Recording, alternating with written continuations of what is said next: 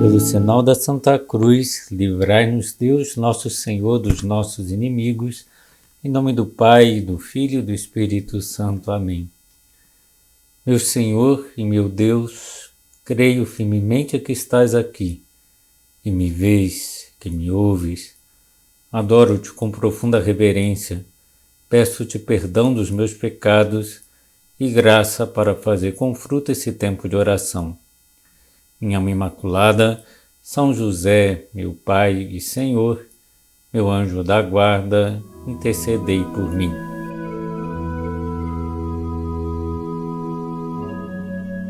Nessa série de meditações sobre os amigos de Cristo, vale a pena dizer que a amizade promove uma identificação de vontades, de sentimentos. Uma das mais belas definições de amizade é dada por Santo Agostinho.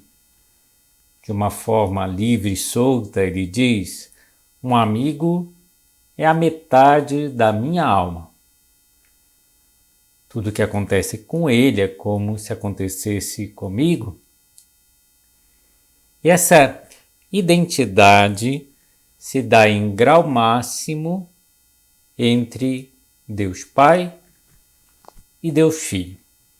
Como o próprio Jesus Cristo diz a Filipe: se vós de fato tivesseis me conhecido, terias conhecido também a meu Pai, e desde agora vós o conheceis e o vistes. Solicitou-lhe Filipe: Senhor, mostra-nos o Pai, e isso é suficiente para nós. Então Jesus ministrou-lhes: há tanto tempo estou convosco, e tu não me tens conhecido, Filipe? Aquele que vê a mim, vê o Pai. Como podes dizer, mostra-nos o Pai? E a essa identificação, essa identidade, em uma outra ocasião, Jesus diz: eu e o Pai somos um. Em uma terceira ocasião, para que conheçais e saibais que o Pai está em mim e eu no Pai. São pessoas divinas que possuem a mesma natureza divina e são iguais em tudo, menos na relação existente entre eles, essa relação de filiação e paternidade. Mas a pessoa divina de Cristo assume a natureza humana, com uma inteligência e uma vontade humanas, sendo que a vontade humana de Cristo sempre está em concordância com a vontade divina, com a vontade do Pai. Embora a sensibilidade humana de Cristo possa divergir, lhe possa custar cumprir a vontade do Pai, que também é a sua, como veremos na oração do horto. Quando isso acontece, Jesus Cristo reza, identificando a sua vontade com a do Pai. Assim, rezou Jesus na oração do horto: Pai, se é de teu agrado, afasta de mim este cálice. Não se faça, contudo, a minha vontade, mas sim a tua. Começa a pedir a Deus Pai que se faça, que se cumpra a sua vontade e não o que lhe apetece sensivelmente. E Jesus pede mais 2 vezes na oração no horto: meu Pai, se não é possível que este cálice passe sem que eu o beba, faça-se a tua vontade.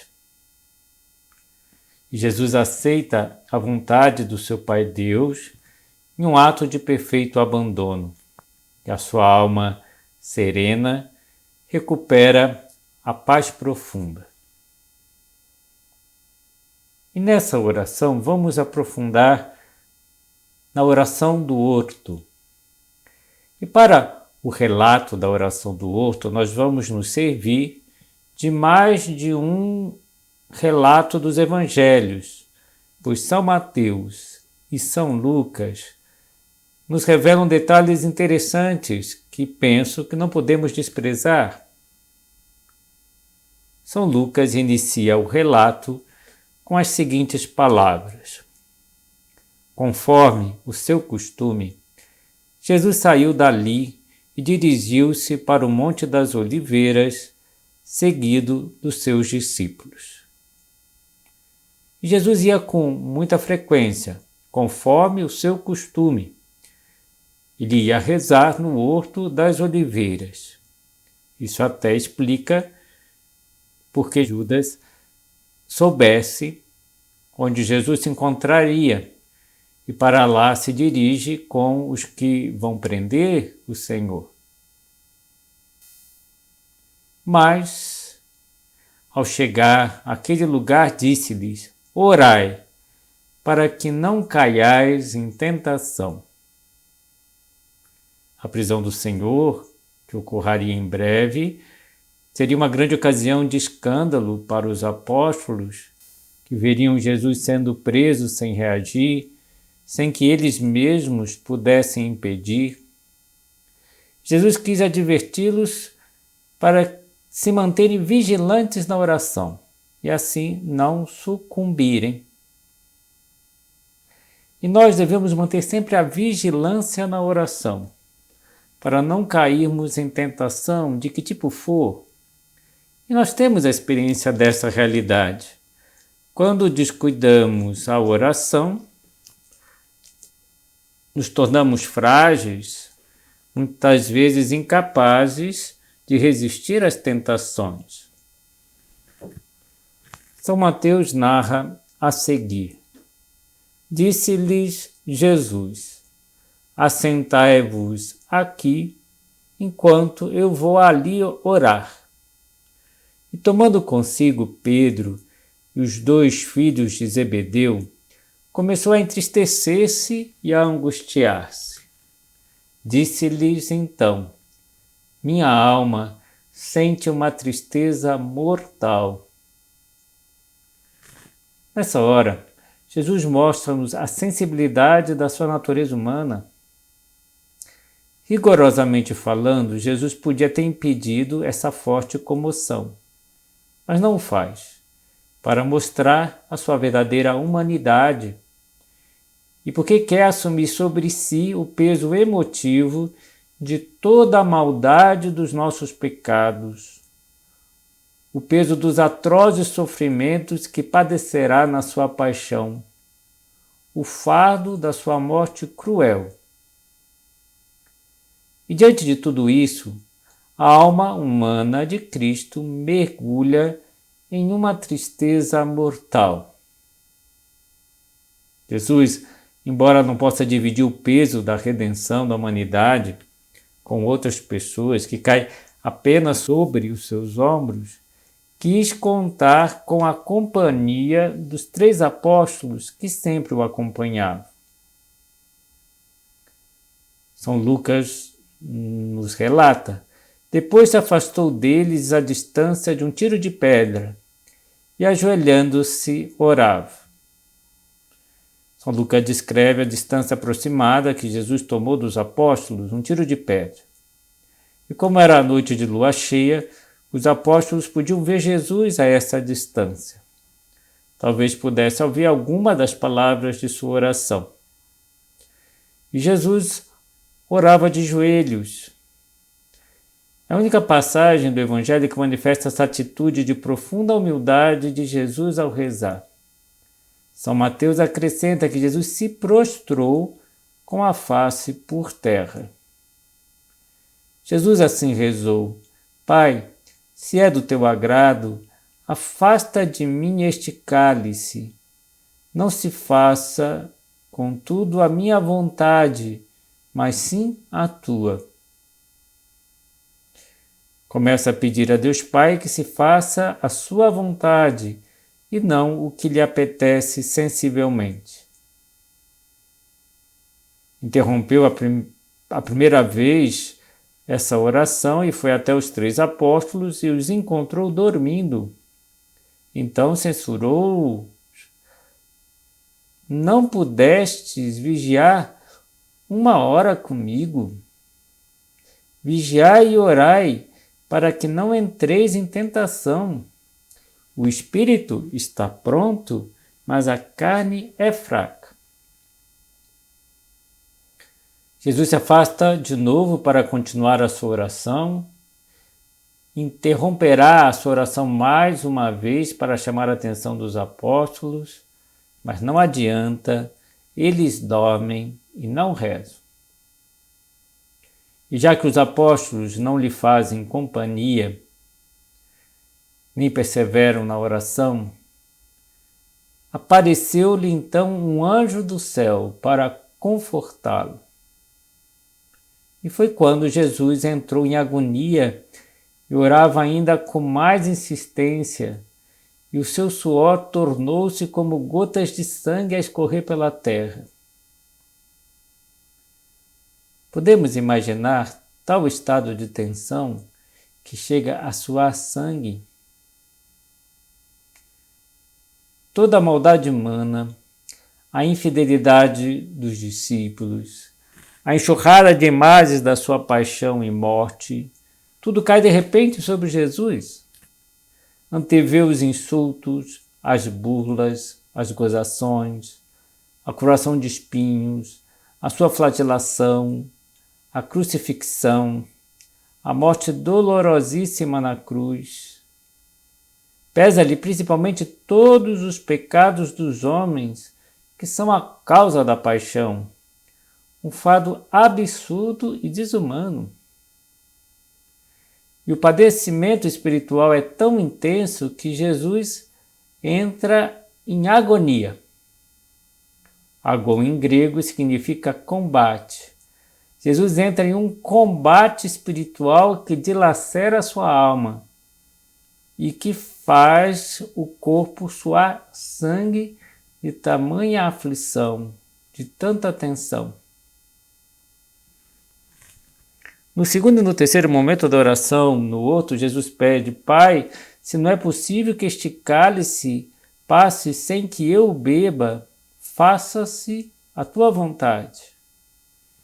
E Jesus aceita a vontade do seu Pai Deus em um ato de perfeito abandono, e a sua alma serena recupera a sua paz profunda.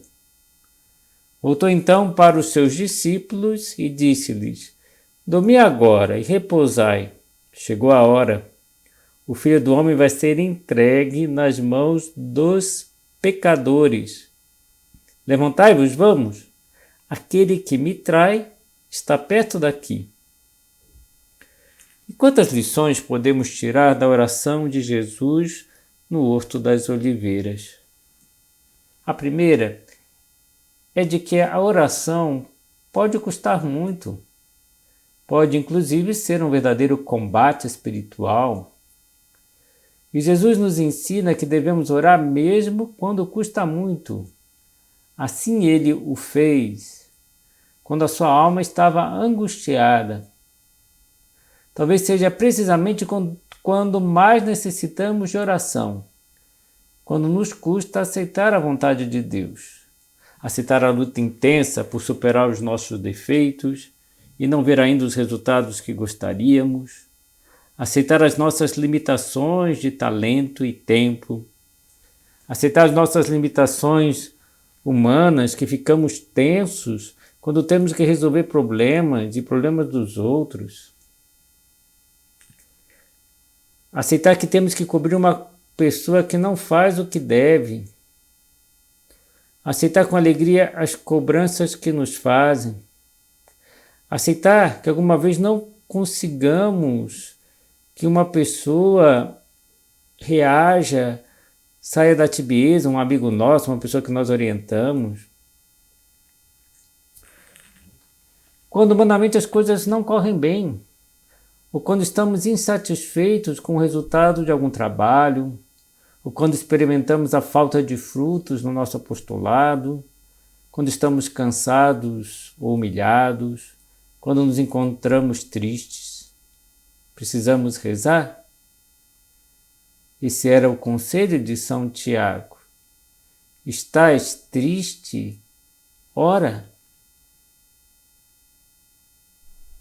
É a única forma de transformarmos a terra dura da nossa vida espiritual, como aquela terra em que Jesus estava ajoelhado e prostrado em Getsemane, em céu. Quem nos fala disso é o Papa Emérito Bento XVI, na sua catequese sobre oração. No dia 1º de fevereiro de 2012, nos explicava de forma didática e bela essa verdade. Queridos irmãos e irmãs, todos os dias na oração do Pai Nosso, nós pedimos ao Senhor: seja feita a tua vontade, assim na terra como no céu. Reconhecemos que existe uma vontade de Deus para nós, uma vontade de Deus sobre a nossa vida, que deve se tornar cada dia mais uma referência do nosso querer, do nosso ser. Reconhecemos ainda que é no céu onde se faz a vontade de Deus e que a terra se torna céu, local da presença do amor, da bondade, da verdade, da beleza divina, somente se na mesma, na terra, é realizada a vontade de Deus. Continuando com o texto do Papa Emérito Bento XVI, na oração de Jesus ao Pai, naquela noite terrível e estupenda do Getsemane, a terra se torna céu.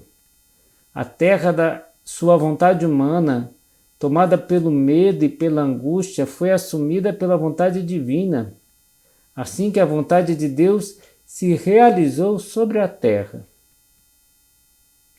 Isso é importante também na nossa oração. Devemos aprender a confiar-nos mais à providência divina, pedir a Deus a força de sairmos de nós mesmos para renovarmos o nosso sim, para repetir-lhe: seja feita a vossa vontade, para conformar a nossa vontade à sua. É uma oração que devemos fazer cotidianamente, porque nem sempre é fácil confiar-nos à vontade de Deus e repetir o sim de Jesus, o sim de Maria. É fundamental na oração cristã que sejamos simples, que confiemos no Senhor, como Jesus rezava no horto: meu Pai, se é possível, afasta de mim este cálice, não se faça a minha vontade, senão a tua. E na oração nós falamos com nosso Pai, porque Deus é Pai, ou com o próprio Jesus, que é o nosso melhor amigo, porque também o é. Falamos com quem nos ama com loucura, tanto que deu a vida por nós. É o nosso Senhor, que nos chamou a viver com Ele e para Ele. E a oração mental, assim chamada, é um diálogo, sem ruídos de palavra, e é falar com Deus, dele e de ti, vai dizer São José Maria no livro Caminho. Às vezes esquecemos que na oração é preciso também falar de Deus. Precisamos considerar o amor de Deus por nós, considerar o sacrifício redentor de Cristo, entender um pouco mais da Santíssima Trindade, do papel dos dons do Espírito Santo na nossa vida, etc. Depois, falar de nós mesmos. São José Maria dizia: o tema da minha oração é o tema da minha vida. e queremos compartilhar a nossa vida com Deus, e sabemos que Deus está interessado na nossa vida. Uma pessoa descrevia num livro a sua experiência pessoal na oração. Deus é meu melhor amigo. Nós conversamos, rimos e choramos juntos. Posso dizer qualquer coisa para Deus. Ele conhece meus medos, defeitos e erros. Ele também conhece os meus sonhos, qualidades e sucessos. Ele sabe o que eu preciso e provê para mim. Quando tenho perguntas, sei que lhe posso perguntar. Deus nunca me faz sentir estúpida. Meu Deus sempre tem tempo para mim e me faz sentir especial. E nós temos essa confiança, essa intimidade com Deus. O Papa Emérito Bento XVI, na encíclica Spe Salvi, no número 32, nos recordava e animada, quando já ninguém me escuta, Deus ainda me ouve. Quando já não posso falar com ninguém, nem invocar mais ninguém, a Deus sempre posso falar. Se não há mais ninguém que me possa ajudar por tratar-se de uma necessidade ou de uma expectativa que supera a capacidade humana de esperar, Ele pode ajudar-me. Vejamos brevemente qualidades necessárias para fazermos uma boa oração. A primeira é fé na presença de Deus. Só assim conseguiremos falar com Deus como quem fala com uma pessoa viva que está presente, nos ouvindo, nos falando. E como nos ajuda a ter essa fé? Dizer pausadamente a oração preparatória, saboreando-a. Meu Senhor e meu Deus, creio firmemente que estás aqui. E se for preciso, durante a oração, renovar algumas vezes com um ato de fé a presença de Deus. E essa fé de que Deus está presente, é nosso Pai, nos leva a tratá-lo com confiança, simplicidade. Tenho que me dirigir a Ele. Se não entendo algo, eu pergunto a Deus. Se algo me faz sofrer, eu me queixo com Deus. Se eu preciso de algo, eu peço a Ele. Que pena que existam tantas coisas que não falamos com nosso Pai Deus, tantos acontecimentos que não levamos à oração. E temos que ouvi-lo. E muitas vezes nós não queremos ouvir a Deus, somos autossuficientes, pensamos que já sabemos o que temos que fazer, ou temos medo de ouvir algo que nos comprometa demais. E Deus nos fala.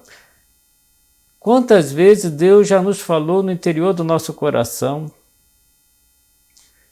Aquele ponto de um livro espiritual que parece feito especialmente para mim, com a minha cara. Além da fé, devemos cultivar a humildade e a sinceridade. A humildade é uma disposição necessária para fazer oração. E a oração leva-nos a crescer em humildade, porque nos conhecemos como somos. E devemos ter a humildade de começar, às vezes, a oração com um ato de contrição, um pedido de perdão a Deus. Não dá para começar a dialogar se algo não está bem e se enfrenta um problema e se pede desculpas por alguma ofensa, por uma falta de delicadeza. Devemos pedir perdão antes de iniciar o diálogo. Se algo no meu comportamento não agradou a Deus, não dá para passar por cima sem tocar no assunto. São José Maria dizia: precisamos muito de manter um diálogo constante com Jesus. É a mesma necessidade que sentem os namorados. Periodicamente procuram conversar e conversam longamente para impedir que se criem distância, para esclarecer pontos de divergência para se conhecerem melhor, para se encantarem na contemplação da pessoa que se ama. Esses diálogos de namorados às vezes custam, mas mesmo assim procuram-se com ansiedade, porque são vitais. Deles se alimenta o amor. Depois, valentia, para encarar-se com Deus de frente, sem esconder-se no anonimato, para perguntar abertamente o que o Senhor deseja de mim, o que o Senhor espera de mim, em que preciso mudar, o que não te agrada na minha vida. Depois cuidar detalhes como a preparação. Jesus se prepara bem para a oração, vai para o Horto das Oliveiras e ainda ali se afasta dos demais, procura o devido recolhimento para rezar melhor. E para que a nossa oração saia bem, é fundamental que cuidemos do recolhimento anterior à oração, evitando a dispersão, que a imaginação vagueie por vários temas, que mantenhamos a presença de Deus antes da oração. Depois cuidar o local e o horário, a uma hora fixa, se é possível, ao lado do sacrário, fazendo companhia, aquele que ficou entre nós por amor. Se não houver outro remédio, em qualquer lugar, porque nosso Deus está de uma forma inefável na nossa alma em graça. Temos Deus dentro de nós. Depois a escolha do tema. Devemos escolher um tema que seja o fio condutor da nossa oração do dia. Convém que seja algo bem pensado, algo que esteja vivo, relacionado com a luta diária, com a luta pessoal, com as indicações recebidas na direção espiritual. Não deve ser nunca um tema tomado por acaso. Às vezes é muito conveniente tomar algumas notas ao longo do dia, principalmente se somos do tipo de pessoas que se lembram ao longo do dia de muitas coisas que gostaria de falar com Deus e depois já não se lembra mais. E se a leitura espiritual que estamos fazendo nos toca, podemos alimentar a nossa oração com esses textos. Outras vezes ajuda a fazer um plano de oração por dias da semana. Algo que às vezes parece que é de pouca importância, mas que pode ajudar muito, é fazer a oração olhando fixamente para o sacrário e assim se concentrar em Deus. Aquela famosa história de um camponês que disse ao santo cura de Ars, que perguntou a ele o que ele fazia aí olhando para o sacrário, e ele disse: eu simplesmente olho para Deus e Deus olha para mim. E quais são os frutos que devemos esperar da oração? O principal é o cumprimento da vontade de Deus, como Jesus fez no Horto das Oliveiras. Antes estava angustiado, sai sereno, encarando tudo com coragem, porque aceitou a vontade do Pai e vai colocá-la em prática. Os frutos são normalmente propósitos claros, práticos de melhorar a conduta, de tratar delicadamente aos outros, de empenharmos a fundo na luta cristã, para tirarmos os nossos defeitos, para seguirmos a Cristo. O fruto da nossa oração deve ser a coerência de vida. Seria uma oração muito mal feita aquela em que, depois de fazê-la, continuássemos com as mesmas falhas, com as mesmas más disposições com que a começamos. Se entramos na oração com preguiça e capricho e saímos assim, se entramos com pouca preocupação pelos outros, com pouca vibração apostólica, se espera uma mudança de conduta. Pedimos a Nossa Senhora, que sempre meditava todas as coisas no seu coração, que nos ensine a compartilhar a nossa vida com Deus. Dou-te graças, meu Deus, pelos bons propósitos, afetos e inspirações que me comunicaste nessa meditação. Peço-te ajuda para os pôr em prática. Minha Mãe Imaculada, São José, meu Pai e Senhor, meu anjo da guarda, intercedei por mim.